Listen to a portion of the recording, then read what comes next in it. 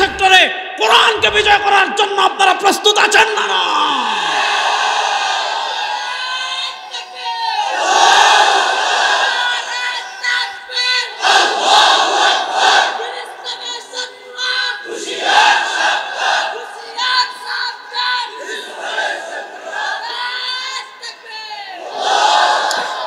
তারা চায় আমরা যেন শুধু মসজিদে থাকি। সময় এসেছে এখন মসজিদের বৃত্ত ভেঙে সংসদেও কোরআনের আলো জ্বালাতে হবে ইনশাআল্লাহ।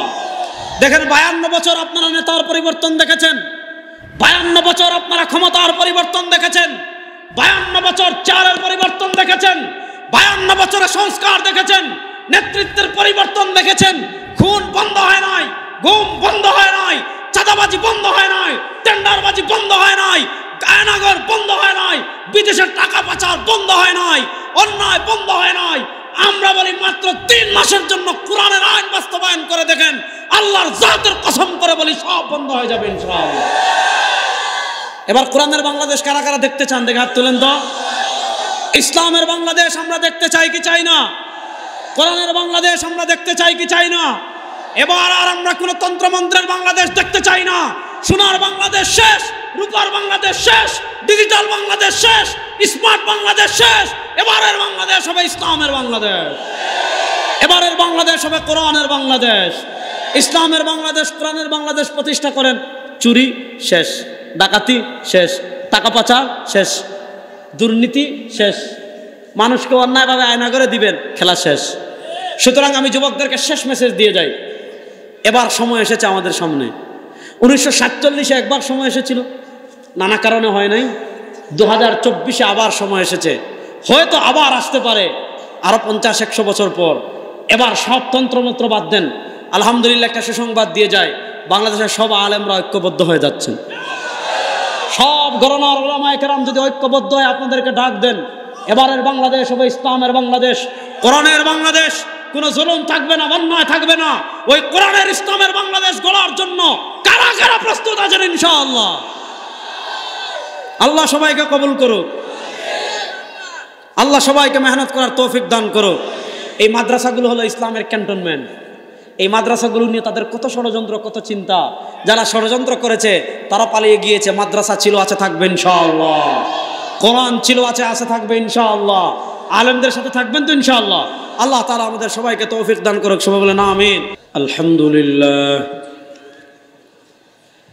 আলহামদুলিল্লাহ রাব্বিল আলামিন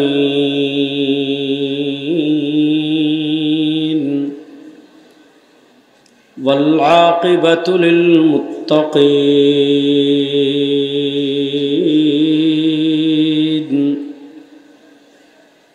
والصلاة والسلام على أشرف الأنبياء والمرسلين وعلى آله وأصحابه أجمعين.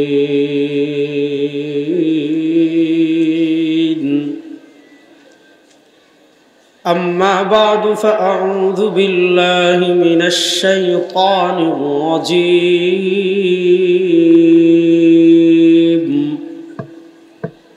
بسم الله الرحمن الرحيم. قل إن كنتم تحبون الله فاتبعوني يحببكم الله. بارك الله لنا ولكم في القرآن العظيم ونفعنا وإياكم بالآيات والذكر الحكيم. وقال رسول الله صلى الله عليه وسلم: الإسلام يعلو ولا يعلى، أو كما قال عليه الصلاة والسلام. আল্লাহ রাব্বুল ইজ্জত ওয়াল জালালের লাখ কোটি শুকরিয়া আদায় করছি। চাঁদপুর শহরের ঐতিহ্যবাহী দ্বীনি মার্কাজ বেগম মসজিদ দারুল ইমান মাদ্রাসার আজকের এই বার্ষিক ওয়াজ মাহফিলে আল্লাহ রব্বুল ইজ্জত ওয়াল জালাল আমাদেরকে দুনিয়ার সকল কাজ থেকে ফারিক করে আল্লাহ তাআলা আমাদেরকে এই জান্নাতের বাগানে আসার, বসার, কথা বলার, কথা শোনার তৌফিক দান করেছেন। আমরা সবাই একবার অন্তরের অন্তঃস্থল থেকে উচ্চ আওয়াজে কালেমাতুশ শুকর আদায় করি, আলহামদুলিল্লাহ। কিপটামি করেন না, মন প্রাণ উজাড় করে উচ্চ আওয়াজে একবার পড়েন আলহামদুলিল্লাহ। এখানে আমি আগেও এসেছি, তো তখন আসার আগে অনেক রেস্ট্রিকশন দেওয়া হতো যে আবরার সাহেব এটা বলবেন, এটা বলবেন, এটা বলবেন, এটা বলবেন না, ওইটা বলবেন না, ওইটা বলবেন না, ওইটা বলবেন না। দেখেন আমাদেরকে যারা রেস্ট্রিকশন দিয়েছে তারা পালিয়ে গিয়েছে, আমরা আছি, থাকবো ইনশাআল্লাহ। বাংলাদেশের যে বদমাইশরা আমাদেরকে বলতো পাকিস্তানি রাজাকার, আমাদের যাদের মাথায় টুপি, যাদের গায়ে পাঞ্জাবি, যাদের মুখে দাড়ি, আচ্ছা আপনাদের 14 গোষ্ঠীর কেউ কোন আলেম কখনো পাকিস্তানে পলাইয়া গেছে? চাঁদপুরে এত বড় বড় আলেম, কোন আলেম কখনো পাকিস্তান পালিয়ে গিয়েছেন? আমরা দেখেছি 2024 সালে এসে আমাদেরকে যারা পাকিস্তানি রাজাকার বলতো, আমরা দেখেছি ওই ভারতীয় রাজাকাররা ভারতে পালিয়ে গিয়েছে। ভারতীয় রাজাকাররা কোথায় পালিয়ে গিয়েছে? তাহলে আল্লাহ এই পরিবর্তিত বাংলাদেশে আমাদেরকে মন খুলে কথা বলার সুযোগ দিয়েছেন, কোরআনের কথা বলার সুযোগ দিয়েছেন, হাদিসের কথা বলার সুযোগ দিয়েছেন, জিহাদের কথা বলার সুযোগ দিয়েছেন, ইসলামী রাষ্ট্র ব্যবস্থার উপর আলোচনা করার সুযোগ দিয়েছেন। পৃথিবীর আধিপত্যবাদ, পৃথিবীর সবচেয়ে নিকৃষ্ট ওই ভারতের বিরুদ্ধে কথা বলার সুযোগ আল্লাহ দিয়েছেন। আমাদেরকে আবার স্বাধীনতার স্বাদ দিয়েছেন। উচ্চ আওয়াজে সবাই একবার পড়েন আলহামদুলিল্লাহ। অনেক কথা বলবো আজকে ইনশাআল্লাহ। সামান্য সময়ের ভিতর বেশ কিছু পয়েন্টে কথা বলবো। এখানে আমাকে মাত্র একটা বিষয় দেওয়া হয়েছে, ট্রান্সজেন্ডার। তো বাংলাদেশে আওয়ামী লীগের পতনের সাথে সাথে ট্রান্সজেন্ডার ইস্যুও মোটামুটি শেষ। এখন আপনি ট্রান্সজেন্ডারের পক্ষে কথা বলবেন, গুলিস্তান দইরা সুজা ট্রান্সজেন্ডার বানাই দিন, বিকল্প আর কিছু নাই। এখন আপনি ওই পুরুষকে মহিলা বানাবেন, মহিলাকে পুরুষ বানাবেন, আর টিভি টকশোতে বসে বসে ট্রান্সজেন্ডারের পক্ষে কথা বলবেন, সংসদে দাঁড়িয়ে ট্রান্সজেন্ডারের পক্ষে কথা বলবেন, আর আপনার পত্রিকাতে আপনি ট্রান্সজেন্ডারের পক্ষে লিখবেন। এখন আর ফেসিবাদের যুগ নয়, এখন আর পাচারাদের যুগ নয়, এখন আর ভারতীয় দালালদের যুগ নয়। এখন আপনি ট্রান্সজেন্ডারের পক্ষে কথা বললে ধরে ধরে ট্রান্সজেন্ডার বানিয়ে দিব ইনশাআল্লাহ। কথা ভালো করে বুঝবেন ইনশাআল্লাহ। ট্রান্সজেন্ডার কি সেটা পরে বুঝাবো, আগে আরো কিছু দায়িত্ব কর্তব্য নিয়ে কথা বলবো ইনশাআল্লাহ। দেখেন আল্লাহ তাআলা নবী করিম সাল্লাল্লাহু আলাইহি ওয়াসাল্লামকে বেশ কিছু লক্ষ্য এবং উদ্দেশ্য দিয়ে পৃথিবীতে পাঠিয়েছেন। আচ্ছা, এটা জিনিস বুঝার আগে একটা প্রশ্নের জবাব দেন, আমাদেরকে সৃষ্টি করেছেন কে? বাইরে ভাই জয় বাংলা কোন, তা তো আরো দূর থেকে শোনা যেত। তাহলে বলেন আমাদেরকে সৃষ্টি করেছেন কে? উচ্চ আওয়াজে বলেন আমাদেরকে সৃষ্টি করেছেন কে? আমাদেরকে রিজিক দেন কে? আমাদেরকে বাঁচিয়ে রেখেছেন কে? আমাদেরকে মৃত্যু দিবেন কে? আমাদেরকে মৃত্যুর পরে আবার পুনরায় জীবিত করবেন কে? এবার বুঝেন, যিনি সৃষ্টি করতে পারেন, যিনি রিজিক দিতে পারেন, যিনি বাঁচিয়ে রাখেন, যিনি মৃত্যু দেন, যিনি মৃত্যুর পর আবার পুনরায় জীবিত করেন, তার নাম হলো রব। যেহেতু আমাদেরকে সৃষ্টি করেছেন আল্লাহ, আমাদেরকে জীবন দিয়েছেন আল্লাহ, আমাদেরকে বাঁচিয়ে রেখেছেন আল্লাহ, আমাদেরকে রিজিক দেন আল্লাহ, আমাদেরকে মৃত্যু দেন আল্লাহ, আমাদেরকে মৃত্যুর পরে আবার পুনরায় জীবিত করেন আল্লাহ। এজন্য আমরা পৃথিবীতে ঘোষণা করে আমাদের রব মূর্তি হতে পারে না, আমাদের রব চন্দ্র হতে পারে না, আমাদের রব সূর্য হতে পারে না, আমাদের রব তারকা হতে পারে না, আমাদের রব নেতা হতে পারে না, আমাদের রব কারো বাপ হতে পারে না, আমাদের রব কারো নেত্রী হতে পারে না। আমরা বিশ্বাস করি আমাদের রব একমাত্র আল্লাহ। আমাদের রব একমাত্র, বলেন আমাদের রব একমাত্র। এবার বুঝেন আল্লাহ রাব্বুল ইজ্জত ওয়াল জালাল আমাদেরকে দুনিয়াতে পাঠিয়েছেন। আল্লাহ যেমন আমাদেরকে পাঠিয়েছেন, আল্লাহ আমাদের সাথে মৃত্যু পর্যন্ত, কিয়ামত পর্যন্ত হায়াত দিয়ে আরেকজন মানুষ পাঠিয়েছেন, মানুষ তো না, সে জিন মূলত। তার নাম হলো ইবলিস, তার নাম হলো শয়তান। ওই শয়তানকে আল্লাহ কত পাওয়ার দিয়েছেন, ওই শয়তানকে আল্লাহ ক্ষমতা কত দিয়েছেন। বুখারী শরীফের হাদিসে আসছে, নবী করিম সাল্লাল্লাহু আলাইহি ওয়াসাল্লাম বলেন, ইন্না শাইতানা ইয়াজরি কামা জারাদ দাম। আল্লাহ তাআলা শয়তানকে এত পাওয়ার দুনিয়াতে দিয়েছেন, আল্লাহ তাআলা শয়তানকে এত ক্ষমতা দুনিয়াতে দিয়েছেন। মানুষের শরীরের রক্তকণিকা যেমন রগ দিয়ে প্রবাহিত হয়, আপনি ঘুমালে আপনার রগ দিয়ে রক্ত প্রবাহিত হয়, আপনি হাঁটলে আপনার রগ দিয়ে রক্ত প্রবাহিত হয়, আপনি বসে থাকলে আপনার রগ দিয়ে রক্ত প্রবাহিত হয়, আপনি ডুবে থাকলে আপনার রগ দিয়ে রক্ত প্রবাহিত হয়। আমরা হাঁটলে, বসলে, ঘুমালে, উঠলে, যে হালাতে যে সময় থাকি না কেন, আমাদের শরীরের সব জায়গা দিয়ে যেমন রক্ত প্রবাহিত হয়। আল্লাহ তাআলা শয়তানকে এত পাওয়ার দিয়ে দুনিয়াতে পাঠিয়েছেন, আল্লাহ তাআলা শয়তানকে এত ক্ষমতা দিয়ে দুনিয়াতে পাঠিয়েছেন। দরবারে দু আলম সাল্লাল্লাহু আলাইহি ওয়াসাল্লাম বলেন, ইন্না শাইতানা ইয়াজরি কামা জারাদ দাম। মানুষের শরীরের রক্তকণিকা যেমন শরীরে প্রবাহিত হয়, আল্লাহ শয়তানকে এত পাওয়ার দিয়েছেন, আল্লাহ শয়তানকে এত ক্ষমতা দিয়েছেন। মানুষের রগ রেশা দিয়ে শয়তান প্রবাহিত হয়। শয়তানের কাজ কি? মানুষকে জাহান্নামের দিকে নিয়ে যাওয়া। শয়তানের কাজ কি? মানুষকে জাহান্নামের পথে ডাকা। শয়তানের কাজ কি? আপনাকে আধুনিক ইসলামের কথা বলবে। শয়তানের কথা কি? আপনাকে সহজ ইসলামের কথা বলবে। শয়তানের কথা কি? আপনাকে মডারেট ইসলামের কথা বলবে। শয়তানের কথা কি? আপনাকে ধর্মনিরপেক্ষতার কথা বলবে। শয়তানের কথা কি? আপনাকে সোশ্যালিজম তথা সমাজতন্ত্রবাদের কথা বলবে। শয়তানের কাজ কি? আপনাকে জাতীয়তাবাদের কথা বলবে। শয়তান নানা তন্ত্র দিয়ে, শয়তান নানা মন্ত্র দিয়ে, শয়তান নানা ইজম দিয়ে, শয়তান নানা মতবাদ দিয়ে আপনাকে জাহান্নামের দিকে ঠাকবে। সরওয়ারে দু আলম নিজে বলেছেন, ফাফি রাসি কুল্লি তারিকিন শাইতান ইয়াদউন নাস ইলা নারি জাহান্নাম। দুনিয়াতে আপনি যখন জান্নাতের পথে পথ চলবেন, আপনার ডান থেকে শয়তান আপনাকে জাহান্নামের দিকে ডাকবে, আপনার বাম থেকে শয়তান আপনাকে জাহান্নামের দিকে ডাকবে। এবার প্রশ্ন হলো, শয়তান আপনাকে জাহান্নামের দিকে ডাকবে, শয়তান আপনাকে বাম থেকে জাহান্নামের দিকে ডাকবে, শয়তান আপনার সামনে থেকে জাহান্নামের দিকে ডাকবে, শয়তান আপনার পিছন থেকে জাহান্নামের দিকে ডাকবে। এবার প্রশ্ন হলো, শয়তানের অন্ধকার থেকে বেঁচে, শয়তানের চূড়াই পথ থেকে বেঁচে, শয়তানের তন্ত্রমন্ত্র থেকে বেঁচে, শয়তানের ধোঁকা থেকে বেঁচে আপনি জান্নাতের পথে কেমনে চলবেন? আল্লাহ বলেন, আমি দুইটা পথ দিয়েছি। একটা হলো রিজালুল্লাহ, আল্লাহ একের পর এক নবী পাঠিয়েছেন। কানাত বানু ইসরাঈলা তাসুসুহুমুল আম্বিয়া কুল্লামা হালাকা নাবিয়্যুন খালাফাহু নাবিয়্যুন। আল্লাহ মানুষকে জান্নাতের পথে পথ দেখানোর জন্য, আল্লাহ মানুষদেরকে আলোর পথে পথ দেখানোর জন্য একের পর এক নবী পাঠিয়েছেন, একের পর এক রাসূল পাঠিয়েছেন। ওই নবীদের দ্বারাকে বলা হয় রিজালুল্লাহ।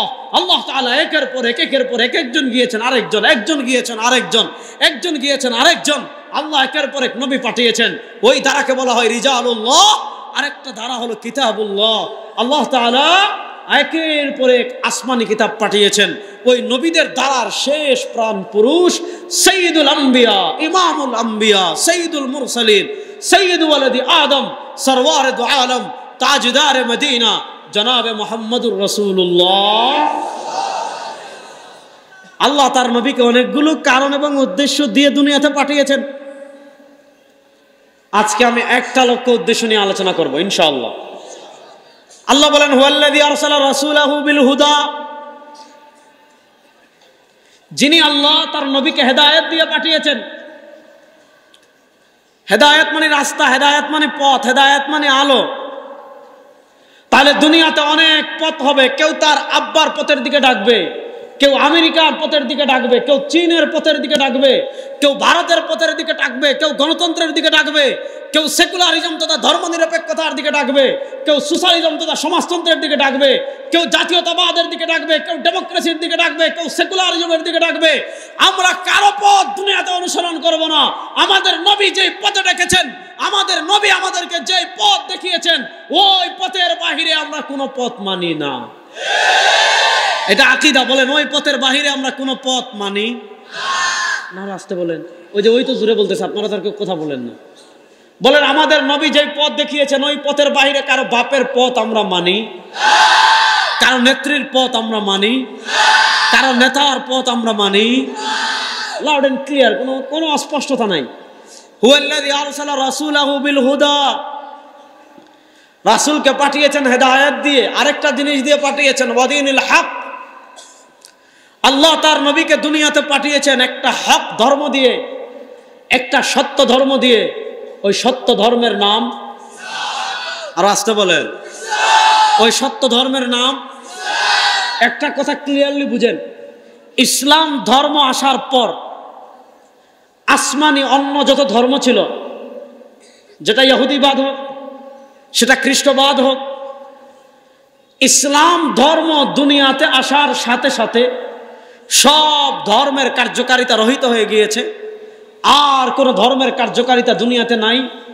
ইসলাম আসার পর আল্লাহ রাব্বুল ইজ্জত ওয়াল জালালের কাছে একমাত্র দ্বীন হক, একমাত্র সত্য ধর্ম, একমাত্র গ্রহণযোগ্য ধর্ম, একমাত্র মুক্তির উসিলা যেই ধর্ম, সেই ধর্মের নাম বলেন না, সেই ধর্মের নাম। দেখেন, একটা হলো পৃথিবীতে ধর্ম থাকবে, যারা হিন্দু তারা হিন্দু ধর্ম পালন করবে, যারা বৌদ্ধ তারা বৌদ্ধ ধর্ম পালন করবে, যারা ইহুদি তারা তাদের মতো ইহুদি ধর্ম পালন করবে, যারা খ্রিস্টান তারা তাদের মতো খ্রিস্ট ধর্ম পালন করবে।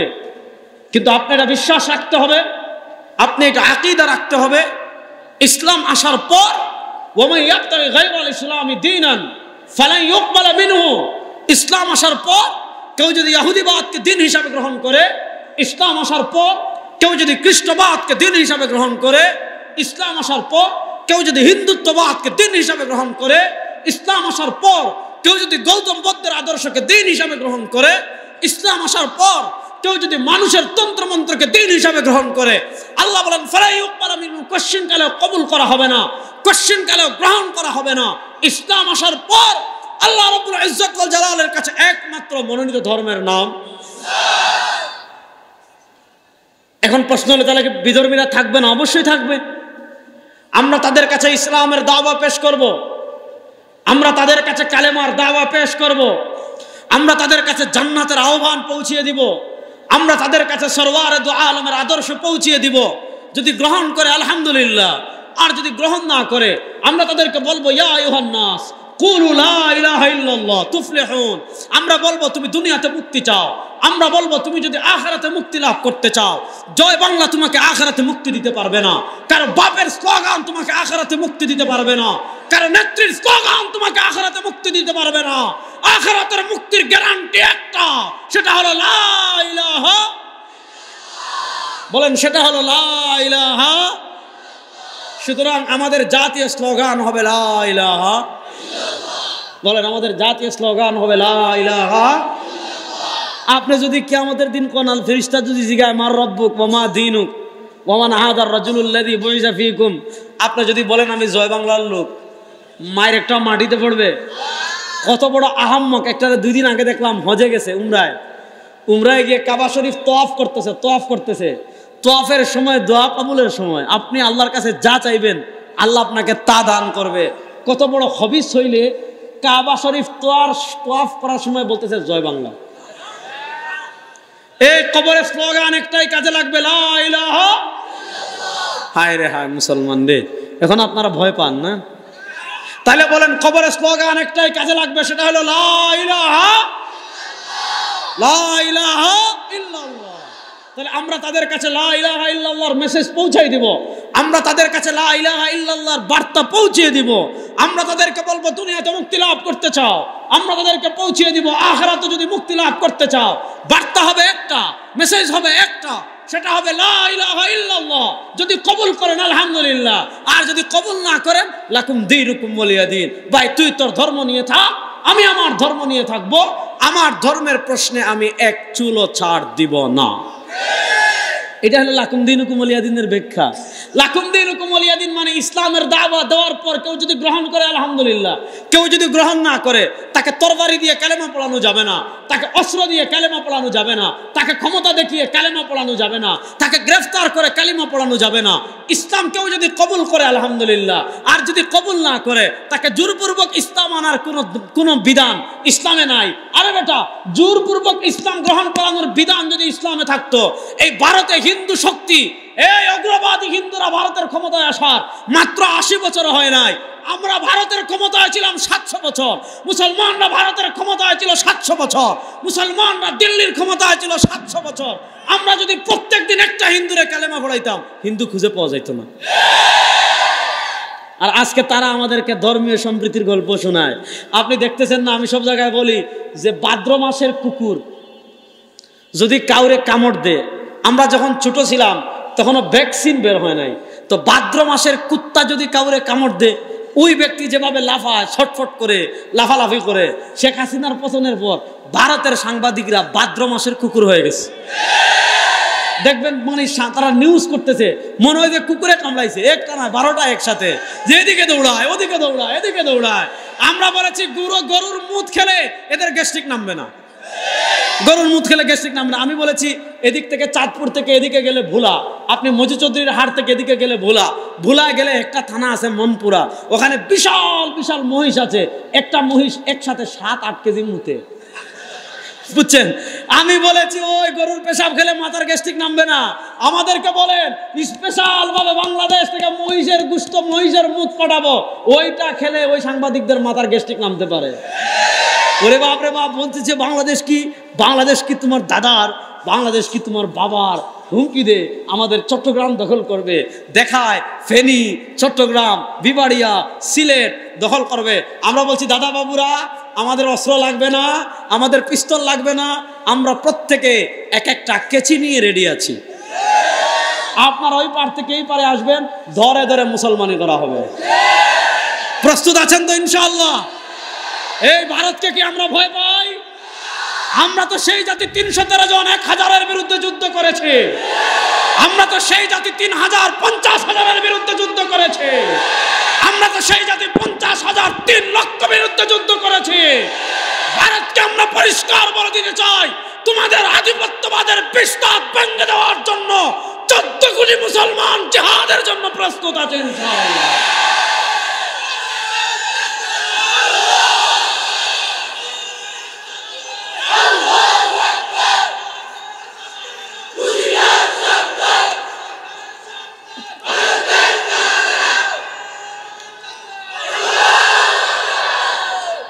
বাংলাদেশ দখলের কথা বলবেন, শুনেন, দিল্লি কিন্তু 700 বছর আমাদের ছিল। বলেন দিল্লি 700 বছর কাদের ছিল? বাংলাদেশ দখলের স্বপ্ন দেখবেন, দিল্লির লাল কেল্লা পর্যন্ত আবার কালেমার পতাকা উড়বে ইনশাআল্লাহ। শুনেন, খেলা কিন্তু পৃথিবীতে অলরেডি শুরু হয়ে গিয়েছে।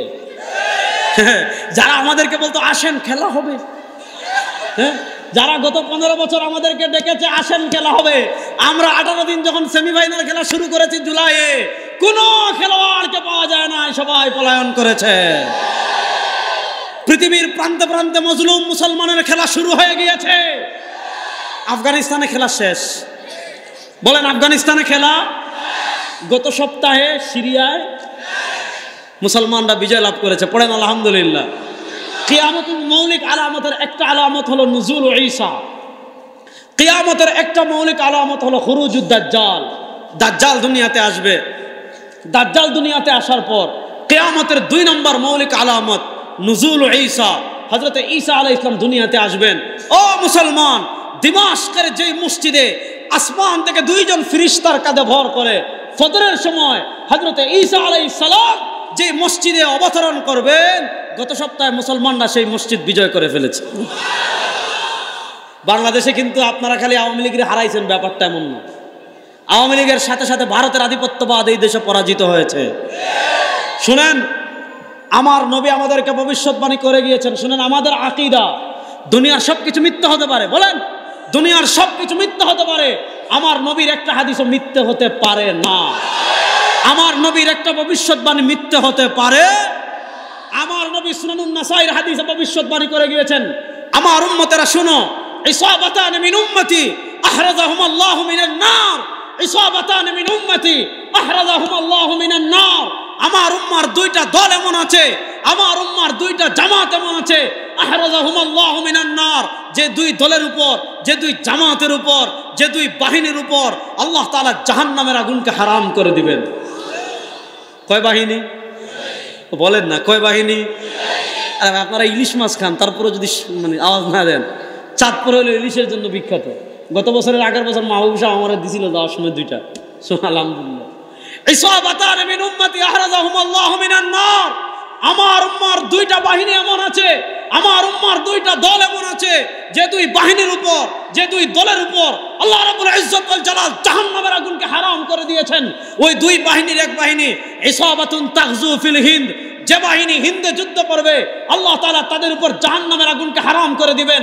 ওয়া ইসাবাতুন তাগজু মাআল মাসিহিদ দাজ্জাল, আর যে বাহিনী দাজ্জালের বিরুদ্ধে হযরত ঈসার সাথে যুদ্ধ করবে আল্লাহ তাআলা তাদের উপর জাহান্নামের আগুনকে হারাম করে দিবেন। ভারতকে বলবো বাড়াবাড়ি বেশি করবেন না, আমার নবী ভবিষ্যৎবাণী করে গিয়েছেন তোমরা পরাজিত হবেই হবে ইনশাআল্লাহ। তারা সাহস করে আমাদের দেশ দখল করবে। বেটা আমরা খাই গরুর দুধ, আরে বলেন আমরা খাই গরুর, আমরা খাই গরুর কলিজা, আমরা খাই গরুর গোশত, আমরা খাই গরুর হাড্ডি, আমরা খাই গরুর মগজ, আর তোরা খাস গরুর পেশাব আর গোবর। তো যারা বেটা গোবর খায় আর মুত খাইয়া যারা গরুর কলিজা কেটে চর্বি মানে গরুর কলিজা ভর্তা খেয়ে ফেলে, তাদের দেশ দখল করার স্বপ্ন দেখবেন, দিল্লি পর্যন্ত কালেমার পতাকা উড়বে ইনশাআল্লাহ। এই যুবকরা প্রস্তুত আছো তো ইনশাআল্লাহ? কোন আধিপত্যবাদ যদি এই দেশকে আবার দখল করতে চায়, সেই আধিপত্যবাদের হাত ভেঙে দেওয়ার জন্য প্রস্তুত আছো তো ইনশাআল্লাহ? আমরা কোন আধিপত্যবাদকে ভয় পাই? আসেন আল্লাহ তার নবীকে কেন পাঠিয়েছেন, মনোযোগ প্রসঙ্গটা বুঝেন। ওয়াদিনিল হক, ইসলাম আসার পর পৃথিবীতে একমাত্র সত্য ধর্মের নাম ইসলাম। এটা আকীদা ক্লিয়ার। ইসলাম, বাবারা তোরা দুষ্টামি করিস না রে, পিচ্চিরা বসে থাক, তোর আওয়াজ বুঝবিও না আমার, চুপ থাক। পৃথিবীতে ইসলাম ধর্ম আসার পর আল্লাহ রাব্বুল ইজ্জত ওয়াল জালালের কাছে একমাত্র সত্য ধর্মের নাম, হ্যাঁ, পৃথিবীতে ইসলাম যেই পরিমাণ সাম্প্রদায়িক সম্প্রীতি রক্ষা করেছে, আপনি আমাদের পার্শ্ববর্তী রাষ্ট্রের কথা দেখেন, এখানে মুসলমান সংখ্যা গরিষ্ঠ, হিন্দুরা সংখ্যা লঘু, ওখানে হিন্দুরা সংখ্যা গরিষ্ঠ, মুসলমানরা সংখ্যা লঘু। আচ্ছা বলেন, এই চাঁদপুরে 5 আগস্টের পর কোনো হিন্দুদের মন্দিরে কোনো মুসলমান আক্রমণ করেছে? জুড়ে বলেন। এই চাঁদপুরে কোনো হিন্দুদের দোকানে, নানা কথা কন না, চাঁদপুরে হিন্দুদের কোনো দোকানে মুসলমানরা আক্রমণ করেছে? বলেন না, করেছে? হিন্দুদের কোনো খেতে বা হিন্দুদেরা মাছ মারছে, মুসলমানরা জোরপূর্বক নিয়ে গেছে? এমন নজির বাংলাদেশে নাই। এমনকি দেখেন, ইসকনের উগ্র সন্ত্রাসীরা আমাদের ভাইকে জবে করে, প্রকাশ্যে দিবালুকে জবে করে শহীদ করার পরও বাংলাদেশের কোনো মন্দিরে মুসলমান আক্রমণ করে? কিন্তু আমাদের পার্শ্ববর্তী রাষ্ট্র দেখেন, বাবরি মসজিদকে শহীদ করে মন্দির বানানো হয়েছে। গুজরাটে সাম্প্রদায়িক দাঙ্গার নামে নরেন্দ্র মোদী কসাই হাজার হাজার মুসলমানকে হত্যা করেছে। কাশ্মীরে হাজার হাজার মুসলমানকে হত্যা করেছে। দিল্লিতে হাজার হাজার মুসলমানকে হত্যা করেছে। আপনারা জানেন হায়দ্রাবাদে মুসলমানদেরকে হত্যা করেছে। পৃথিবীর সবচেয়ে বেশি সাম্প্রদায়িক দাঙ্গা, পৃথিবীর সবচেয়ে বেশি সম্প্রদায় মানে সংখ্যালঘুদের উপর নির্যাতন, এবং পৃথিবীর সবচেয়ে বেশি সাম্প্রদায়িক দাঙ্গা লাগিয়ে সংখ্যালঘু সম্প্রদায়কে যেই রাষ্ট্রে হত্যা করা হয় সেই রাষ্ট্রের নাম হলো ভারত। অথচ বাংলাদেশে হিন্দুদের মন্দিরে কখনো আক্রমণ হয় না। আর 5 আগস্টের পর আওয়ামী লীগ হিন্দু লীগ হয়ে হিন্দুদের মন্দিরে আক্রমণ করতে পারে, হিন্দুদের ব্যবসা প্রতিষ্ঠায় আক্রমণ করতে পারে, এই আশঙ্কায় মুসলমানরা মন্দির পাহারা দিয়েছে। আমিও তো দিছি, আপনারা দেন নাই? মুসলমানরা দেয় নাই? তাহলে দেখেন, যারা মসজিদ ভেঙে মন্দির বানায়, কিন্তু ভালো করে মনে রাখবেন, এটা বেগম মসজিদ, ঠিক না? কথা কয় না। এটা চাঁদপুরের একটা ঐতিহ্যবাহী মসজিদ। যে জায়গা একবার মসজিদ হয়ে যায়, মাসালা, যেই জায়গা একবার মসজিদ হয়ে যায়, এই জায়গা কিয়ামত পর্যন্ত মসজিদই থাকে। আবার বলেন, যেই জায়গা একবার মসজিদ হয়ে যায়, ওই জায়গা কিয়ামত পর্যন্ত মসজিদই। এখন কোনো কারণে মনে করেন আপনি মসজিদটা ভেঙে ফেলেছেন, কোনো কারণে মসজিদটা আপনি এদিকে একটু স্থানান্তর করবেন, অথবা কোনো কারণে আপনি ওই জায়গা থেকে এখানে যে ওয়াজ হচ্ছে এই জায়গায় আপনি মসজিদ আনবেন। শরিয়ার মাসআলা হলো, যেহেতু এই জায়গা আগে মসজিদ ছিল, এই জায়গায় এখন কিয়ামত পর্যন্ত মসজিদই থাকবে। এখানে আপনি বিল্ডিং বানাতে পারবেন না, এখানে আপনি দোকান বানাতে পারবেন না, এখানে আপনি মার্কেট বানাতে পারবেন না, এখানে আপনি খেলার মাঠ বানাতে পারবেন না, এখানে আপনি ঘর বানাতে পারবেন না, এখানে আপনি রাস্তা বানাতে পারবেন না। যদি মসজিদ না থাকে, আপনি এই জায়গাকে এমনভাবে আবদ্ধ করে রাখবেন যাতে দুনিয়াবি কোনো কাজ এটা ব্যবহার না হয়। কারণ যেই জায়গা একবার মসজিদ হয়ে যায়, এটা কিয়ামত পর্যন্ত মসজিদ থাকে। শোনো, তোমরা 1992 সালে বাবরি মসজিদকে শহীদ করেছো। শহীদ করে আমরা দেখেছি গত বছর তোমরা সেখানে রাম মন্দির নির্মাণ করেছো। ভালো করে মনে রাখবা, যে মসজিদে মুসলমান 600-700 বছর নামাজ পড়েছে, যে মসজিদ মুসলমানের ঐতিহ্যবাহী বাবরি মসজিদ, তোমরা একটা না, দুইটা না, তিনটা না, পাঁচটা না, 60টা না, যদি 10টা রাম মন্দিরও বানাও, মুসলমানদের কাছে এটা বাবরি মসজিদই থাকবে। শোনো, সময় আর বেশি দিন বাকি নয়, তোমরা পরাজিত হবেই হবে। রাম মন্দির আবার বাবরি মসজিদ হবে ইনশাআল্লাহ। রাম মন্দির আবার বাবরি মসজিদ হবেই হবে ইনশাআল্লাহ। আপনারা দেখেন, যাদের দেশে মসজিদ ভেঙে মন্দির হয়, হাজার হাজার সংখ্যালঘু মুসলমান খুন করা হয়, তারা আমাদের কয়েকদিনে তাদের চিন্তার কোনো শেষ নেই। ওই যে বলছিলাম না, ভাদ্র মাসের কুত্তা কামড় দিলে যা হয়, এরকম হয়ে গেছে তারা। কিন্তু আমাদের দেশে হিন্দুরা নিরাপদ কি নিরাপদ না? বড় আস্তে কইলেন। এদেশের হিন্দুদের প্রতি কেউ যদি অন্যায় জুলুম করতে চায়, তাহলে হিন্দুদেরকে নিরাপত্তা দেওয়ার জন্য আমরা আছি ইনশাআল্লাহ। কারণ তারা আমাদের হাতে আমানত। যেহেতু তারা সংখ্যালঘু, আমরা সংখ্যাগরিষ্ঠ, তারা আমাদের হাতে আমানত। অবৈধভাবে তাদের জমি কেউ দখল করবে, তাদের ব্যবসা প্রতিষ্ঠান হামলা করবে, তাদের উপাসনালয় ধ্বংস করবে। ইসলাম কখনো এগুলো সাপোর্ট করে না। সবাই যার যার ধর্ম পালন করবে, মনোযোগ। কিন্তু সত্য ধর্ম একটা। বলেন, সত্য ধর্ম। এখন আমাদের দেশে যিনি পালিয়ে গিয়েছিলেন, তিনি সংসদে বলেছিলেন, কে কাদিয়ানি, কে কাফের, কে মুসলমান, এটা হুজুররা বলার কে? এটা আল্লাহ কিয়ামতের দিন নির্ধারণ করবেন। আমরা পাল্টা বলেছিলাম, তাহলে কে রাজাকার, এটা আপনি নির্ধারণ করার কে? আল্লাহ কিয়ামতের দিন দেখবেন। কথাটা বুঝাইতে পারি না? এই জিনিসটা আকীদা, বিশ্বাস একদম ক্লিয়ার রাখবেন। কেন জানেন? বর্তমান পৃথিবীর ইহুদি, খ্রিস্টান এবং ইসলাম বিরোধী যত চক্র আছে, আমাদের যুবকদের ঈমান নষ্ট করার জন্য, আমাদের যুবকদেরকে ঈমান থেকে বের করার জন্য, আমাদের যুবকদেরকে মুশরিক, মুরতাদ, বেঈমান এবং জিন্দিক বানানোর জন্য তারা যে সকল আদর্শ দুনিয়াতে ছেড়ে দিয়েছে, যে সকল মতবাদ দুনিয়াতে ছেড়ে দিয়েছে, তার ভিতর একটা হলো ইন্টারফেথ। তার ভিতর একটা হলো ইন্টারফেথ। আরবিতে বলে ওয়াহদাতুল আদিয়ান, বাংলাতে বলে আন্তধর্ম। ইন্টারফেথ মানে কি? যে পৃথিবীতে ধর্মে কোনো সংঘাত নেই, সব ধর্ম সত্য, সুতরাং ধর্মে কোনো সংঘাত নাই। আসেন আমরা সবাই মিলেমিশে যাই। শুনেন, ধর্মে কোনো সংঘাত নাই, এক কথা দুটা ব্যাখ্যা। একটা ব্যাখ্যা হলো যে অন্যায়ভাবে কাউকে মারবেন না, আঘাত করবেন না, এটা হলে ঠিক আছে। কিন্তু সংঘাত নাই দ্বারা যদি এটা বুঝান যে অন্যান্য ধর্ম সত্য, এটা শিরিক, এটা কুফর, এটা বিশ্বাস করলে ঈমান থাকবে না, মুরতাদ হয়ে যাবে। ইসলাম আসার পর সব ধর্ম সত্য না, ইসলাম আসার পর সত্য ধর্ম ওয়ানলি ওয়ান, সত্য ধর্ম মাত্র একটা, সেটার নাম বলেন না, সেটার নাম ইন্নাদ দীন ইনদাল্লাহিল ইসলাম। ইসলাম আসার পর আল্লাহ রাব্বুল ইজ্জত ওয়াল জালালের কাছে একমাত্র সত্য ধর্মের নাম। এখন শুনেন, ইসলাম এটা ডিপ ফ্রিজ না, ঈমান এটা ডিপ ফ্রিজ না যে আপনি চাঁদপুরের ঘাট থেকে ইলিশ কিনে ডিপ ফ্রিজে রেখে দিয়েছেন। ডিপ ফ্রিজে ইলিশ রাখলে আপনি যতদিন বের না করেছেন ততদিন এটা থাকে, নষ্ট হয় না। তো আমরা মনে করি কালেমা একবার পড়ে ডিপ ফ্রিজে ঢুকিয়ে দিলে আর এটা বের হয় না। না, ঈমান ভঙ্গের কিছু কারণ আছে না নাই? আর আসতে বলেন, ঈমান ভঙ্গের কিছু কারণ আছে না নাই? দুটা কারণ বলি, দুইটা কারণের ভিতর ট্রান্সজেন্ডারও আসবে। একটা জিনিস বুঝেন, পৃথিবীতে বিধর্মীরা তাদের ধর্মীয় অনুষ্ঠান পালন করবে, কিন্তু বিধর্মীদের কোন ধর্মীয় অনুষ্ঠানে যেখানে শিরিক হয়, কুফর হয়, আল্লাহর শানে বেয়াদবি হয়, আল্লাহর সাথে শিরিক করা হয়, আল্লাহর সাথে কুফর করা হয়, এমন কোন বিধর্মীদের ধর্মীয় অনুষ্ঠানে অংশগ্রহণ করা কোন মুসলমানের জন্য জায়েজ বলেন না। যেমন আজকে হইল কয় ডিসেম্বর? 22 ডিসেম্বর। আরো 3 দিন পর 23, 24, 2 দিন পর 3 নম্বর দিন 25 ডিসেম্বর। 25 ডিসেম্বর দেখবেন খ্রিস্টানরা এটাকে ক্রিসমাস ডে হিসাবে পালন করে। ক্রিসমাস ডে মানে কি?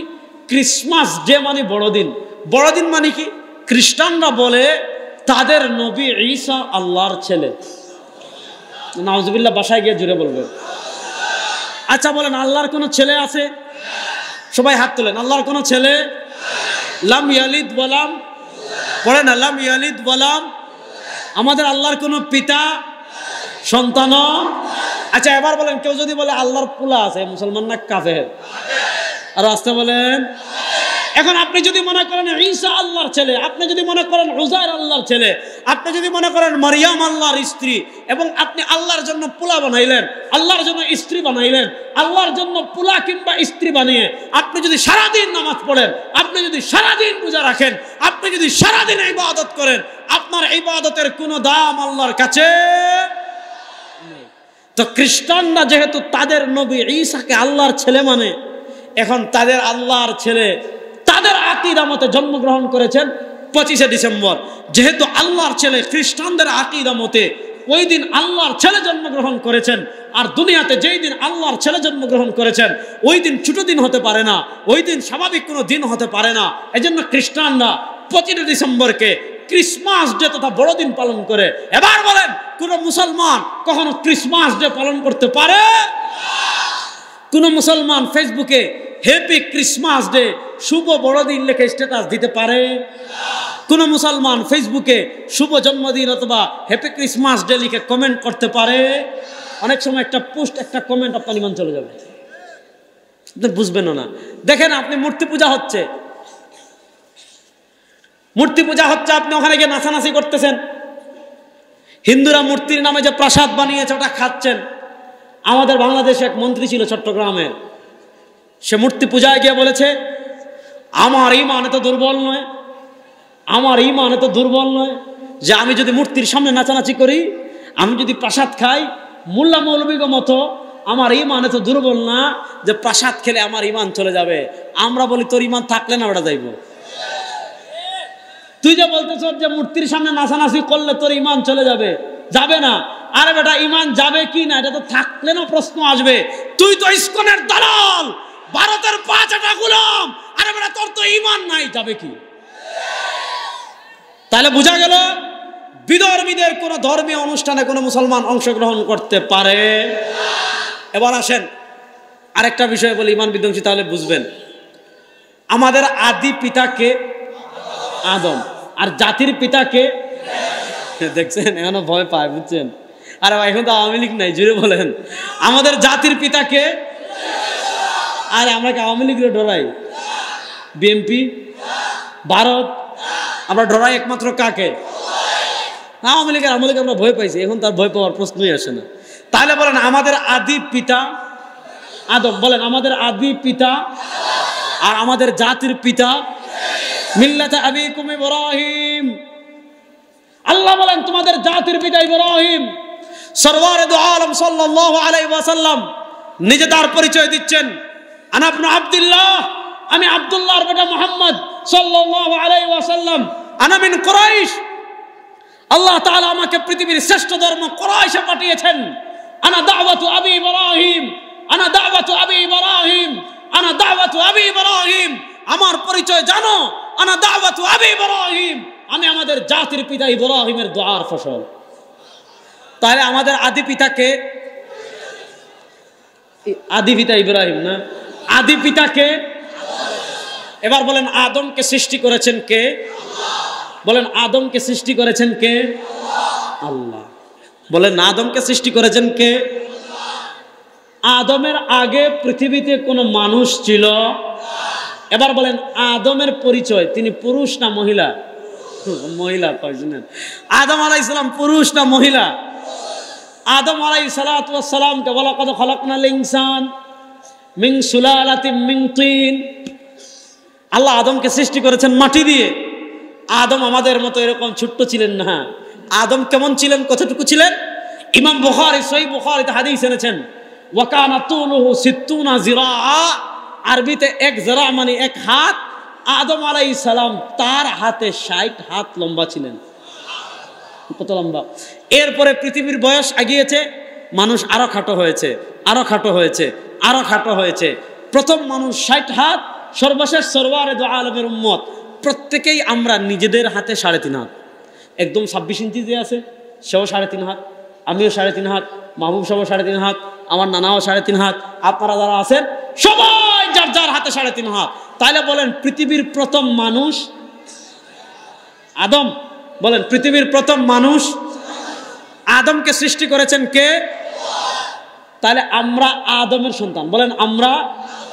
আদম আলাইহিস সালাম জান্নাতে ঘুমিয়েছেন, আল্লাহ আদমের বাম পাজর থেকে হাড় নিয়েছেন। মনোযোগ, আদম আলাইহিস সালাম জান্নাতে ঘুমিয়েছেন, আল্লাহ আদমের বাম পাজর থেকে হাড্ডি নিয়েছেন, ওই হাড্ডি থেকে আল্লাহ সৃষ্টি করেছেন হাওয়াকে। আদমের পরিচয় তিনি পুরুষ। এরপরে আল্লাহ দ্বিতীয় যে মানুষ সৃষ্টি করেছেন তার নাম হাওয়া, তার পরিচয় তিনি মহিলা। ওই একটা জিনিস বুঝেন, আমাদের সূচনা আদম থেকে।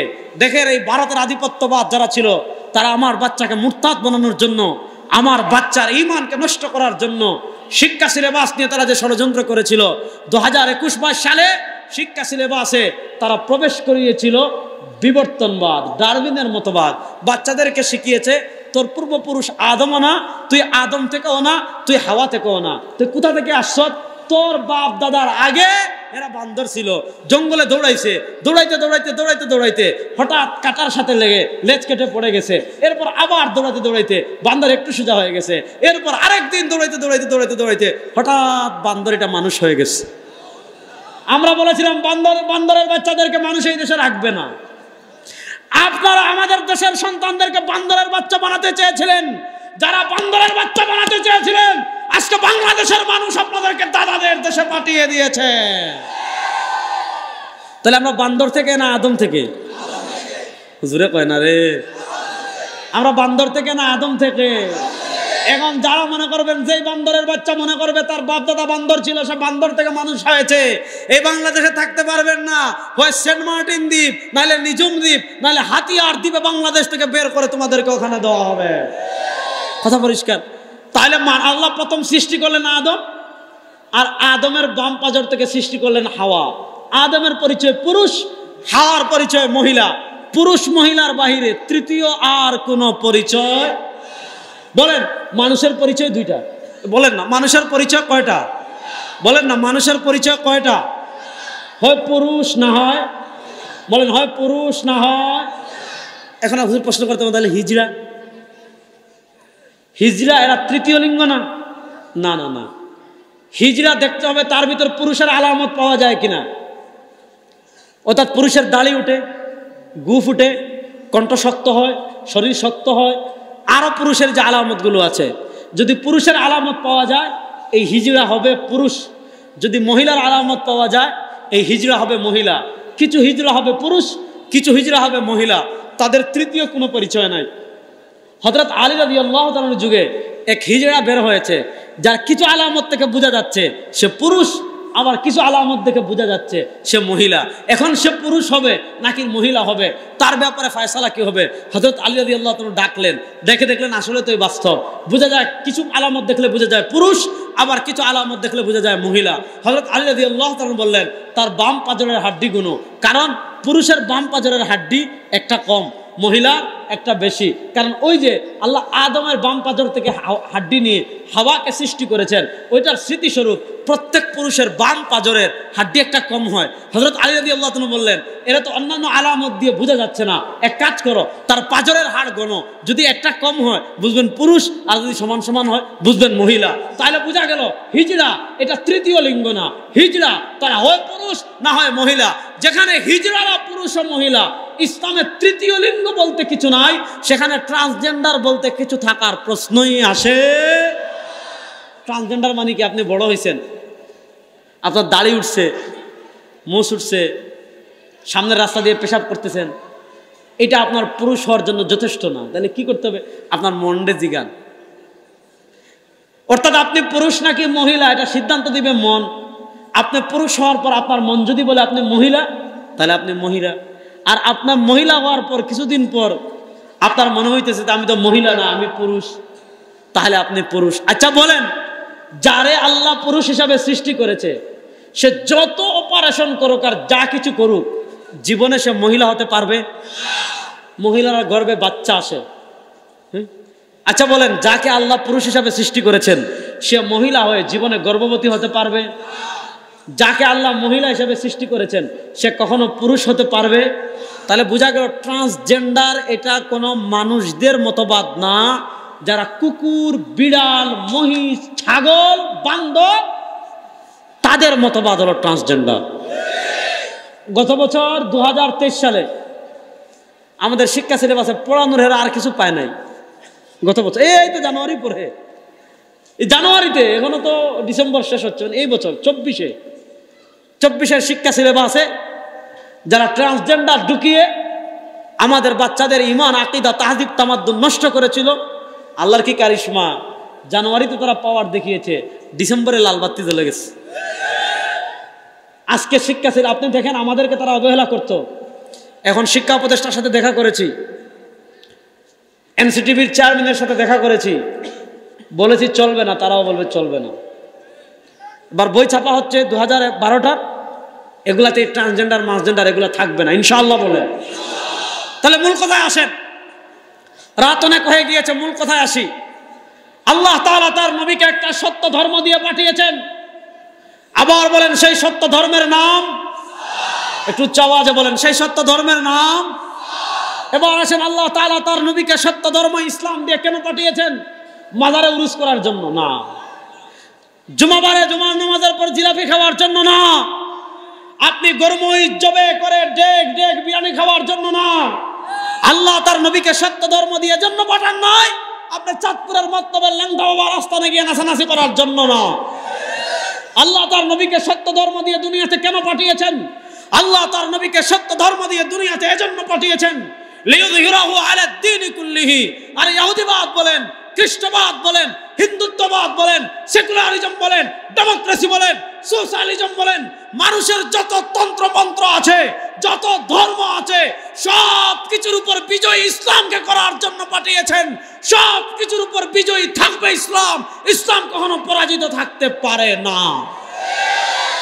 বলেন সব কিছুর উপর বিজয়ী থাকবে, বলেন সব কিছুর উপর বিজয়ী থাকবে। আপনার রাজনীতিতে বিজয়ী থাকবে, বুঝা বলেন, আপনার রাজনীতিতে বিজয়ী থাকবে, আপনার সংবিধানে বিজয়ী থাকবে, আপনার সংসদে বিজয়ী থাকবে, আপনার অর্থনীতিতে বিজয়ী থাকবে। এবার বুঝেন, ইসলাম যদি শুধু মসজিদের মধ্যে ধর্ম হতো, যেমন খ্রিস্টানদের থিম, খ্রিস্টানরা তারা সেকুলারিজমকে বিশ্বাস করে। খ্রিস্টানদের রাজ্য পরিচালনার একটা মৌলিক মূলনীতি হলো, আপনি ইতালিতে দেখবেন পৃথিবীর সবচেয়ে ক্ষুদ্র একটা দেশ, ওটার নাম হলো ভ্যাটিকান সিটি। তারা ভ্যাটিকান সিটি বানিয়ে দিয়েছে, ওখানে পাদ্রীরা থাকে, তাদের ধর্মযাজকরা থাকে। তারা তাদেরকে বলেছে, তুমি ধর্ম পালন করতে চাচ্ছ, তুমি দিন পালন করতে চাচ্ছ, তুমি তোমার খ্রিস্টবাদ পালন করতে চাচ্ছ, ভাই রাষ্ট্র ধর্ম লাগবে না, অর্থনীতিতে ধর্ম লাগবে না, রাজনীতিতে ধর্ম লাগবে না, সংবিধানে ধর্ম লাগবে না, সংসদে ধর্ম লাগবে না, তোমার ধর্ম পালন করতে চাও ওই ভ্যাটিকান সিটিতে যাও। অর্থাৎ তারা তাদের ধর্মকে ভ্যাটিকান সিটি নির্ভর করে ফেলেছে, তারা তাদের ধর্মকে গির্জা নির্ভর করে ফেলেছে। ইসলাম শুধু মসজিদে থাকার জন্য আসে নাই, ইসলাম শুধু মাজারে থাকার জন্য আসে নাই, ইসলাম শুধু খানকায় থাকার জন্য আসে নাই, ইসলাম শুধু মাদ্রাসায় থাকার জন্য আসে নাই। কিন্তু ইসলাম শুধু মসজিদে থাকার ধর্ম হতো, আল্লাহ নবী দান শহীদ করতেন না। ইসলাম শুধু মাজারে থাকার ধর্ম হতো, আল্লাহ নবী উহুদে রক্ত ঝরাতেন না। ইসলাম এসেছে লিইয়ুযহিরাহু আলাদ দীনি কুল্লিহি, জীবনের সব সেক্টরে মানুষের তন্ত্রমন্ত্রকে পায়ের তলায় পিষ্ট করে ইসলাম এবং কোরআনকে বিজয় করার জন্য ইসলাম এসেছে, পরাজিত হওয়ার জন্য আসে না। এখন তারা আমাদেরকে এটা শেখায় যে হুজুর আপনি ইসলাম পালন করতে চাচ্ছেন ওই মসজিদে থাকেন, আপনি ইসলাম পালন করতে চাচ্ছেন ওই মাজারে থাকেন, আপনি ইসলাম পালন করতে চাচ্ছেন মাদ্রাসায় থাকেন। তাহলে প্রশ্ন হলো, ইসলাম থাকলো মসজিদে, রাষ্ট্র কাদের? বলে আমাদের। আইন কাদের? আমাদের। সংসদ কাদের? আমাদের। বিচার ব্যবস্থা কাদের? আমাদের। অর্থনীতি কাদের? আমাদের। নেতৃত্ব দিবে কারা? আমরা। এমপি হবে কারা? আমরা। মেয়র হবে কারা? আমরা। তাহলে ইসলাম কি? ইসলাম তো মসজিদে থাকবে। এই চিন্তাটা মুসলমানদের না খ্রিস্টানদের? এই যুবকরা বলো, এই চিন্তাটা মুসলমানদের না খ্রিস্টানদের? এবার 2024-এর জুলাই আগস্টের গণবিপ্লবের পর সময় এসেছে বাংলাদেশের মসজিদ থেকে শুরু করে সংসদ পর্যন্ত আমরা ইসলামকে বিজয় করতে চাই। বাংলাদেশের মিম্বর থেকে শুরু করে ওই স্বরাষ্ট্র মন্ত্রণালয় বলেন, মন্ত্রণালয় বলেন, সচিবালয় বলেন, সংসদ বলেন, বিচারালয় বলেন, সুপ্রিম কোর্ট বলেন, হাইকোর্ট বলেন, খানকা বলেন, বাংলাদেশের অর্থনীতি বলেন, বাংলাদেশের সমাজ ব্যবস্থা বলেন, বাংলাদেশের রাষ্ট্র বলেন, সংবিধান বলেন, বাংলাদেশের প্রতিটা সেক্টরে কোরআনকে বিজয় করার জন্য আপনারা প্রস্তুত আছেন না?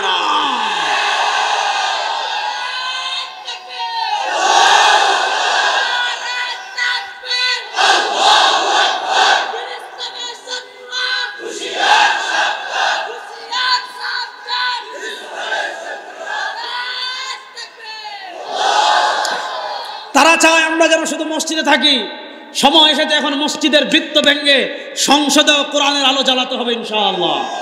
দেখেন 52 বছর আপনারা নেতার পরিবর্তন দেখেছেন, 52 বছর আপনারা ক্ষমতার পরিবর্তন দেখেছেন, 52 বছর চেয়ারের পরিবর্তন দেখেছেন, 52 বছরের সংস্কার দেখেছেন, নেতৃত্বের পরিবর্তন দেখেছেন। খুন বন্ধ হয় নাই, গুম বন্ধ হয় নাই, চাঁদাবাজি বন্ধ হয় নাই, টেন্ডারবাজি বন্ধ হয় নাই, গায়নাগর বন্ধ হয় নাই, বিদেশের টাকা পাচার বন্ধ হয় নাই, অন্যায় বন্ধ হয় নাই। আমরা বলি মাত্র 3 মাসের জন্য কোরআনের আইন বাস্তবায়ন করে দেখেন, আল্লাহর জাতের কসম করে বলি সব বন্ধ হয়ে যাবে ইনশাআল্লাহ। এবার কোরআনের বাংলাদেশ কারা কারা দেখতে চান দেখে হাত তুলেন তো। ইসলামের বাংলাদেশ আমরা দেখতে চাই কি চাই না? কোরআনের বাংলাদেশ আমরা দেখতে চাই কি চাই না? এবার আর আমরা কোন তন্ত্রমন্ত্রের বাংলাদেশ দেখতে চাই না। সোনার বাংলাদেশ শেষ, রূপার বাংলাদেশ শেষ, ডিজিটাল বাংলাদেশ শেষ, স্মার্ট বাংলাদেশ শেষ। এবারের বাংলাদেশ হবে ইসলামের বাংলাদেশ, এবারের বাংলাদেশ হবে কোরআনের বাংলাদেশ। ইসলামের বাংলাদেশ, কোরআনের বাংলাদেশ প্রতিষ্ঠা করেন, চুরি শেষ, ডাকাতি শেষ, টাকা পাচার শেষ, দুর্নীতি শেষ, মানুষকে অন্যায়ভাবে আয়না করে দিবেন, খেলা শেষ। সুতরাং আমি যুবকদেরকে শেষ মেসেজ দিয়ে যাই, এবার সময় এসেছে আমাদের সামনে। 1947-এ একবার সময় এসেছিল, নানা কারণে হয় নাই। 2024-এ আবার সময় এসেছে, হয়তো আবার আসতে পারে আরো 50-100 বছর পর। এবার সব তন্ত্রমন্ত্র বাদ দেন, আলহামদুলিল্লাহ একটা সুসংবাদ দিয়ে যায়, বাংলাদেশের সব আলেমরা ঐক্যবদ্ধ হয়ে যাচ্ছেন। সব গণনার ওলামায়ে কেরাম যদি ঐক্যবদ্ধ হয়ে আপনাদেরকে ডাক দেন, এবারের বাংলাদেশ হবে ইসলামের বাংলাদেশ, কোরআনের বাংলাদেশ। কোনো জুলুম থাকবে না, অন্যায় থাকবে না। ওই কোরআনের ইসলামের বাংলাদেশ গড়ার জন্য কারা কারা প্রস্তুত আছেন ইনশাআল্লাহ? আল্লাহ সবাইকে কবুল করুক, আল্লাহ সবাইকে মেহনত করার তৌফিক দান করুক। এই মাদ্রাসাগুলো হলো ইসলামের ক্যান্টনমেন্ট। এই মাদ্রাসাগুলো নিয়ে তাদের কত ষড়যন্ত্র, কত চিন্তা। যারা ষড়যন্ত্র করেছে তারা পালিয়ে গিয়েছে। মাদ্রাসা ছিল, আছে, থাকবে ইনশাআল্লাহ। কোরআন ছিল, আছে, থাকবে ইনশাআল্লাহ। আলেমদের সাথে থাকবেন তো ইনশাআল্লাহ। আল্লাহ তাআলা আমাদের সবাইকে তৌফিক দান করুক। সবাই বলেন আমিন। ইন আসাবতু ফামিনাল্লাহ ওয়া ইন আখতাতু ফামিন্নি ওয়া মিনাশ শাইতান। সুবহানাকাল্লাহুম্মা ওয়া বিহামদিকা আশহাদু আল্লা ইলাহা ইল্লা আনতা আস্তাগফিরুকা ওয়া আতুবু ইলাইক। আসসালামু আলাইকুম ওয়া রাহমাতুল্লাহ।